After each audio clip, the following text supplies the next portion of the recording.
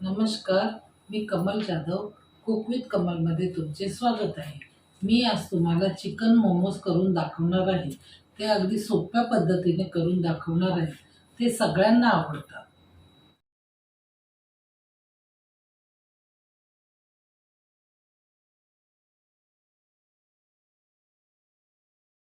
चला मग आता आपण रेसिपीकडे जाऊया. आज मी तुम्हाला मोमोजची रेसिपी दाखवत आहे. त्याचं साहित्य तुम्हाला दाखवत आहे. हा मैदा आहे, हे बोनलेस चिकन आहे, हे काळी मिरी आहे, हे मीठ आहे, हे आलं लसूण पेस्ट आहे, हे विनेगर आहे, रेड चिली सॉस आहे, हा सोया सॉस आहे, ही कांद्याची पात आहे, हे कांद्याच्या पातीचा कांदा आहे, हे एक कांदा घेतला आहे, हे मिरची आहे, हे ढोबळी मिरची आहे आणि ही कोथिंबीर आहे.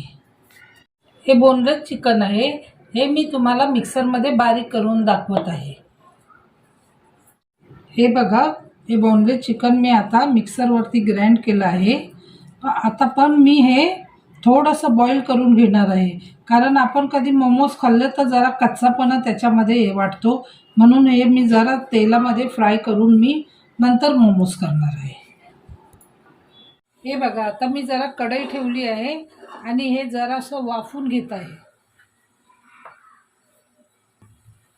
हे बघा, आता मी थोडंसं तेल टाकत आहे त्याच्यामध्ये आणि थोडंसं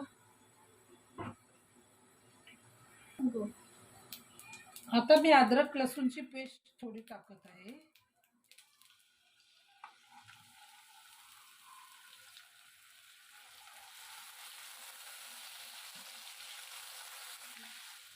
हे बघा, हे आता मी याच्यामध्ये चिकन टाकलं आहे. याच्यामध्ये चिकन टाकलं आहे. चिकन टाकून आपण थोडीशी त्याला वाफ देऊया. आता आपण थोडं मीठ टाकूया. याचा कच्चापण काढण्यासाठी आपण थोडी वाफ देत आहे.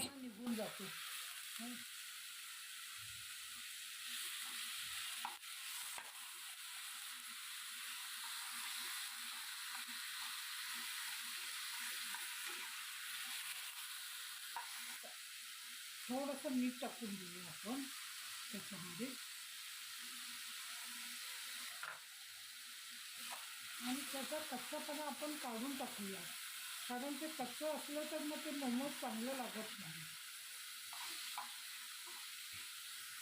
आता हे बॉईल केलेलं आहे, मी ते मिक्सरला टाकत आहे.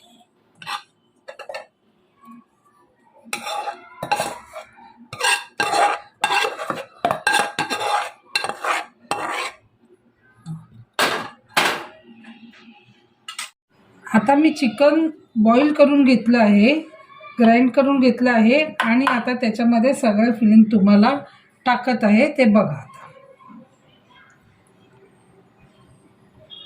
आलं लसूण पेस्ट,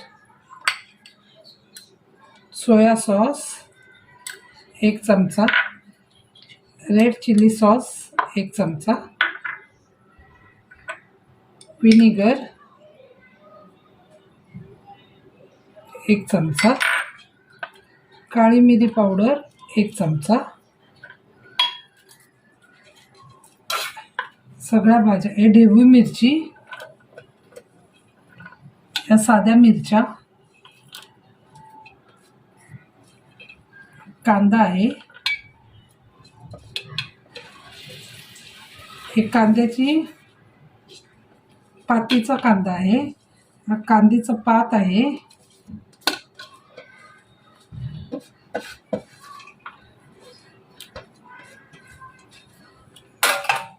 आणि ही कोथिंबीर आहे. आता मी हे सगळं मिक्स करत आहे. हे सगळं मी हाताने मिक्स करत आहे आणि त्याचे मोमोज करेन.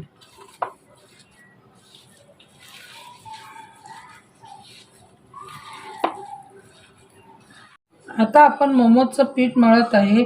जसं आपण चपात्यांना पीठ मळतो तसंच ते पीठ करायचं आहे आणि त्याच्यामध्ये थोडंसं मीठ टाकायचं आहे हा थोडंसं तेल टाकायचं आहे आणि थंड पाणी टाकायचं आहे.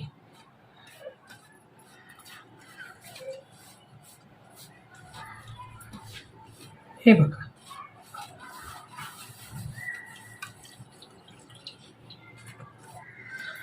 जसं चपातीला आपण पीठ मळतो, मऊ, जास्त घट्ट नाही जास्त पातळ नाही असं मळायचं आहे.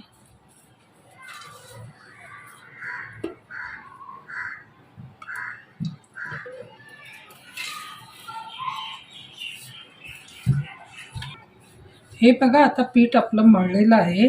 हे बघा, जास्त कडक पण नाही जास्त घट्ट पण नाही जास्त नरम पण नाही. हे असं मळायचं. आता मी थोडं 15-20 मिनटं याला ठेवून देत आहे.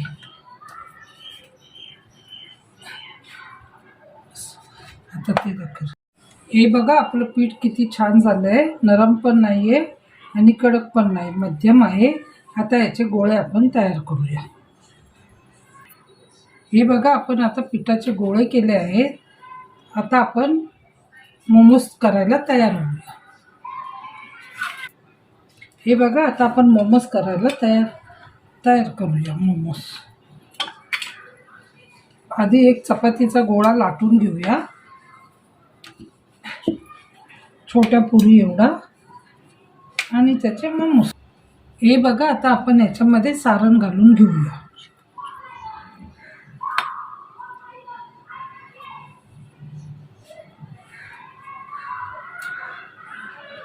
हे बघा, आता मी मोमोज करत आहे.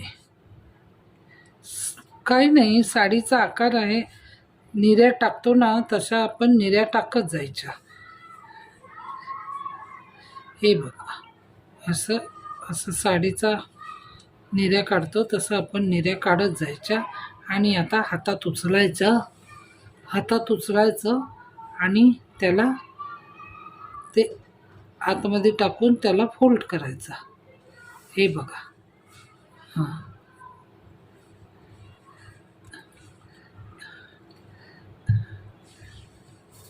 हे बघा, हा बघा मोमोज किती छान झाला आहे.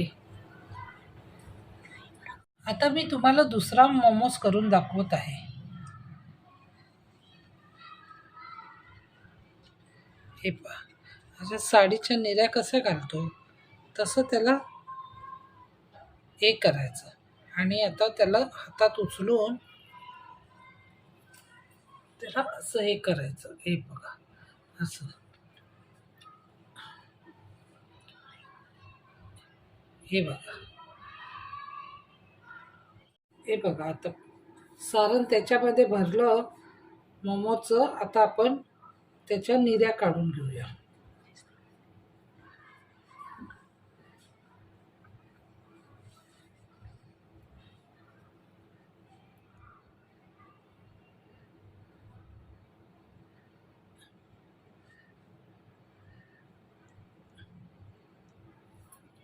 हे बघा,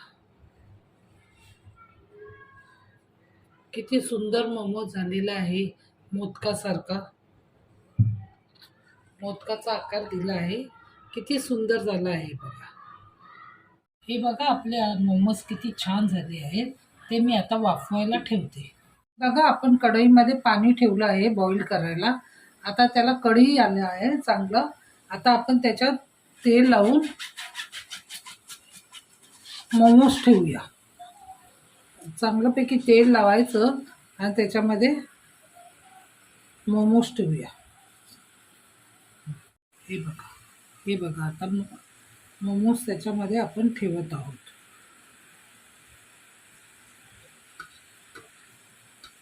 हे बघा,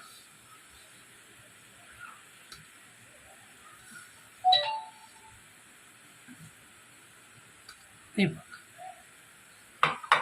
हे बघा. आता त्याच्यावरती मी झाकण मारून ठेवत आहे. हे बघा, मी आता त्याच्यावरती झाकण मारून ठेवत आहे. हे 10-15 मिनिटासाठी आता हे बॉईल करायला ठेवूया. ज्यांच्याकडे स्टीमर नाही आहे त्यांनी असं केलं तरी चालेल. आता आपण दुसरा सेट लावत आहोत आपल्या मोमोजचा. आपले मोमोज किती छान झाले आहेत. लोकांना मैद्याच्या पिठाचे मोमोज आवडत नाही, तर त्यांना मी गव्हाच्या पिठाचे मोमोज करून दाखवेन. त्याच्यासाठी मला कमेंट करा. आणि चटणीची रेसिपी पाहिजे असेल त्याच्यासाठी पण कमेंट करा, मी तुम्हाला ती दाखवेन. माझे व्हिडिओ तुम्हाला आवडले असतील तर लाईक करा, शेअर करा, सबस्क्राईब करा आणि बाजूची बेल घंटी क्लिक करा. त्याच्यामुळे माझे नवीन नवीन व्हिडिओ तुम्हाला पाहायला मिळतील. धन्यवाद.